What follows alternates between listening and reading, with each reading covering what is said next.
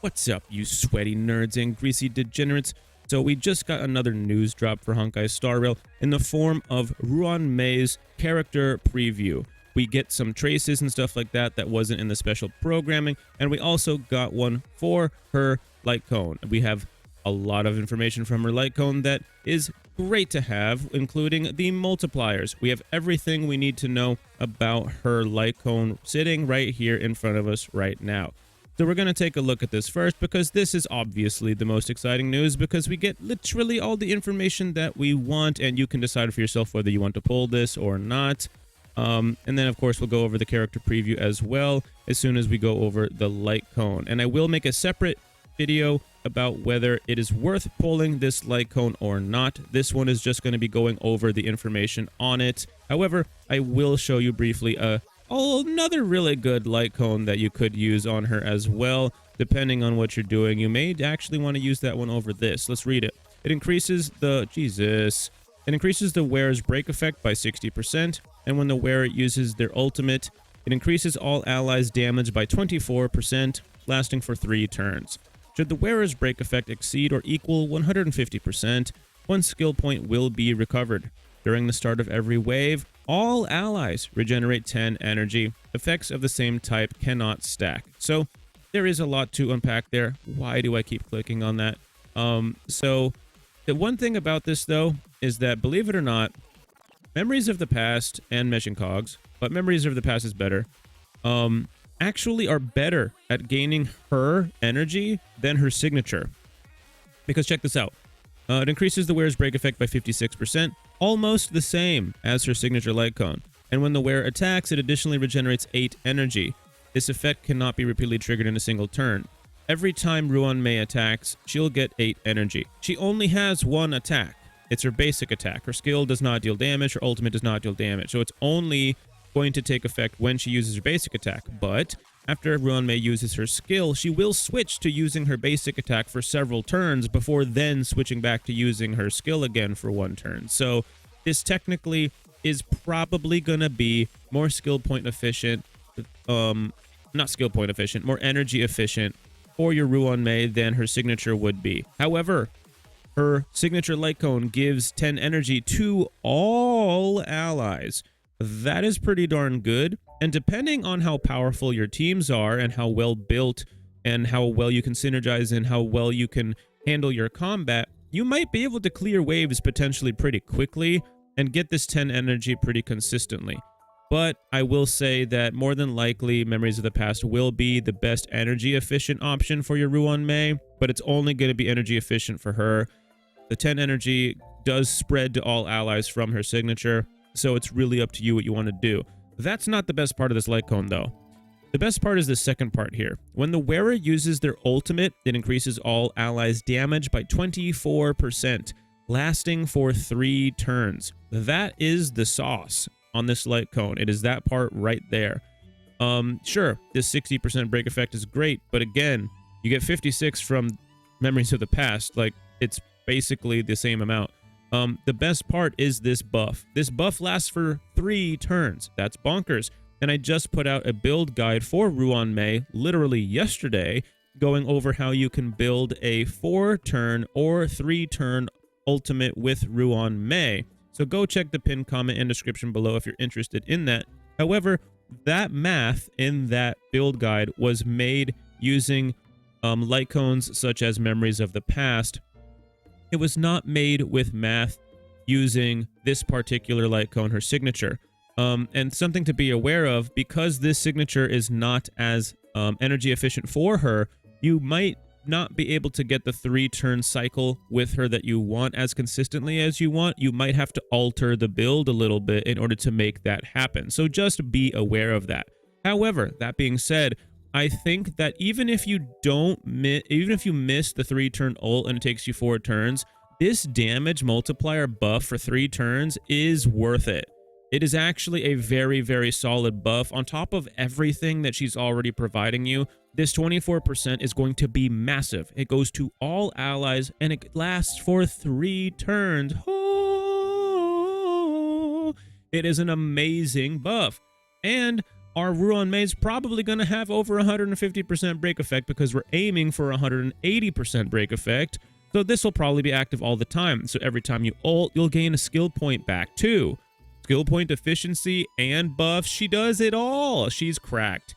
So, well, I should say this light cone and her together would do it all. You get the point. So consider pulling for this light cone because it is really darn good. This second part is the best part about it. So you've been warned, though, it might be harder to keep up her ultimate like synergies as well. However, it's not going to be too hard. You should be able to figure it out. So let's go ahead and take a look at the character preview now for Ruan Mei. Let's take a look at the traces. That's what we're here for, right?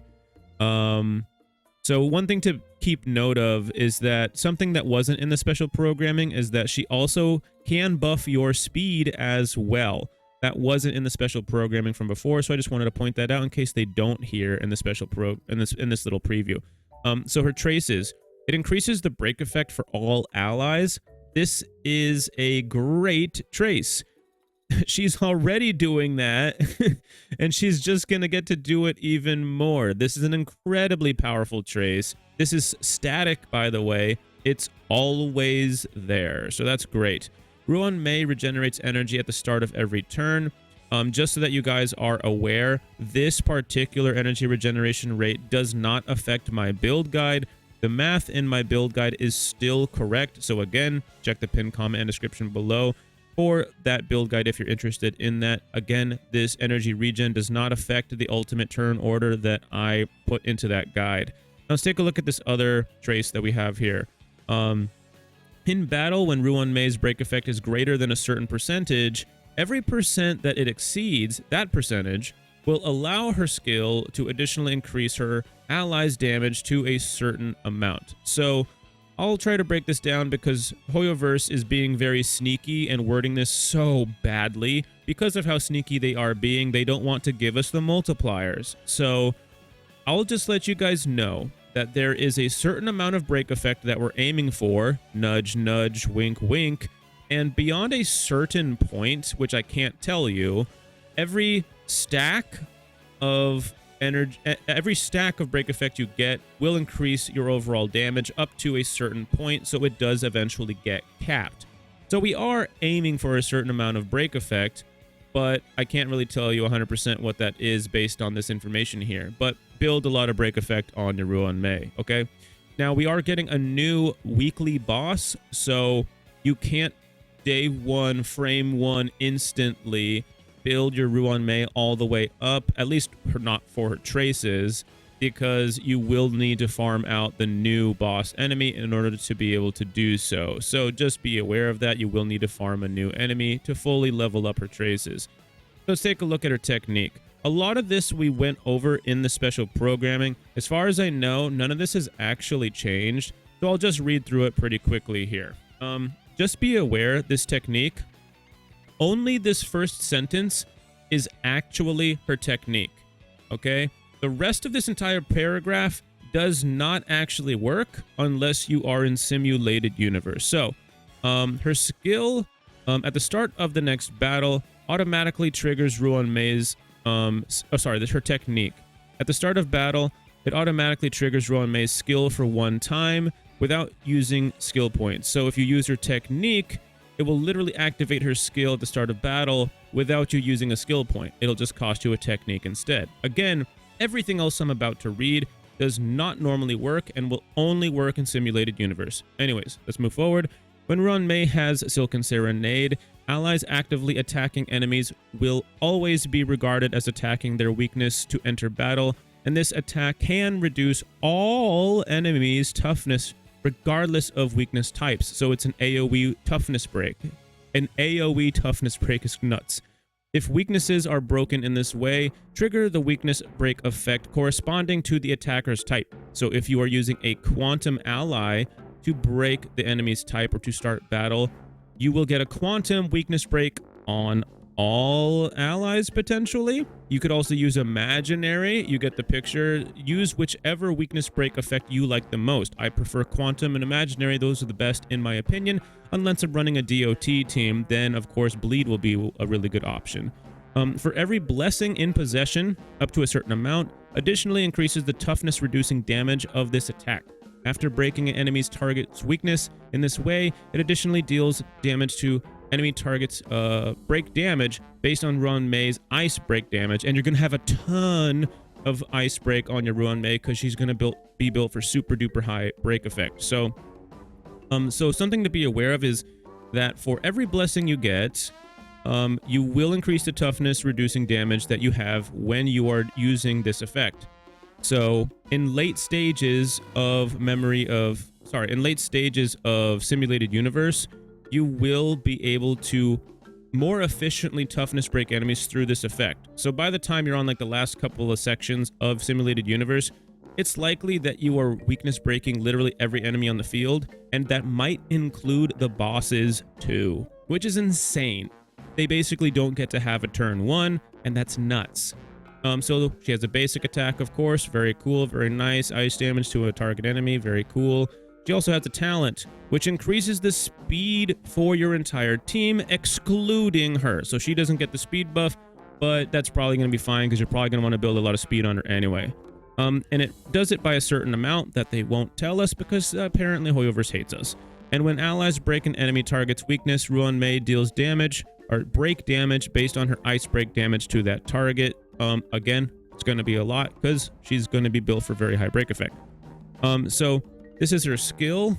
It's very cool looking. That is her skill. After using her skill, Ruan Mei gains Overtone, lasting for a certain number of turns. This duration decreases by 1 at the start of Ruan Mei's turn. So it only decreases whenever she starts her turn. And when Ruan Mei has Overtone, it increases all allies' damage and weakness break efficiency. So you're going to get increased damage and increased weakness break efficiency, which is busted. So just pay attention to the menus in combat and pay attention to when this effect will be expiring so that you don't miss the rotation. Probably skill basic is probably what you're going to be using, but just pay attention to the turn orders and the menu in game when you're in combat when she releases. Let's take a look at her ultimate. Ruan Mei creates a field that lasts for a certain number of turns. The field's duration will be reduced by 1 turn at the start of Ruan Mei's turn. It increases all type resistance penetration for all allies inside the field, and all allies inflict Thanalopolis Rebloom. Obviously, I said that wrong because what a ridiculous name. Thanatopolum? Yeah, whatever. I'm not going to say that right. After they attack a target. When enemy targets attempt to recover from the weakness break state, Thanalopolis Rebloom will be triggered to prolong the duration of their weakness break and delay their action. Then deal break damage based on Ruan Mei's ice break damage. Targets cannot be inflicted with Thanalopolis Rebloom again until they have recovered from being weakness broken. So pretty much that last part there especially, she's going to keep the enemy's weakness broken a lot of the time. She will be extending the amount of time their weakness broken for. Because she already is going to be having high break effect, that's already going to extend the amount of time. And she's also going to literally, when they finally do get their turn, extend it again. So she's going to extend the weakness break of enemies for a long period of time. Enemies can't hurt you if they're weakness broken. Depending on the weakness break they already have, it might deal extra explosion damage and increased ice damage based on her ice break damage. So again, you're going to have what I've mentioned so many different times is Ruan Mei will be able to give your team priority and take priority away from the team while also increasing your speed and your damage. She is a meta-defining character and she's absolutely busted, okay? Just be happy they haven't nerfed her before her release because she's going to be insane. And I highly recommend pulling for her if you can. And just so you guys are aware, if you can take a look at this ultimate and you don't notice this right off the bat, it's not written here anywhere, but you will be able to zero sustain more easily with Ruan Mei on your team. Plenty of people are already running zero sustain meta. She's just going to make zero sustain meta even more viable. And zero sustain means, yes, no healer or tank. You literally might not need a healer or tank in certain situations with a Ruan Mei on your team, allowing you to deal increased amounts of damage it's a high risk, high reward play style. So she will potentially be able to unlock that meta in an even more meaningful way than we've ever had before. Anyways, if you found this video helpful or entertaining in any way, shape, or form, consider leaving a like and subscribe, and I'll see you in the next one. I'll immediately get started on working on the video on whether it is worth pulling for her signature like cone or not right now, so stay tuned for that.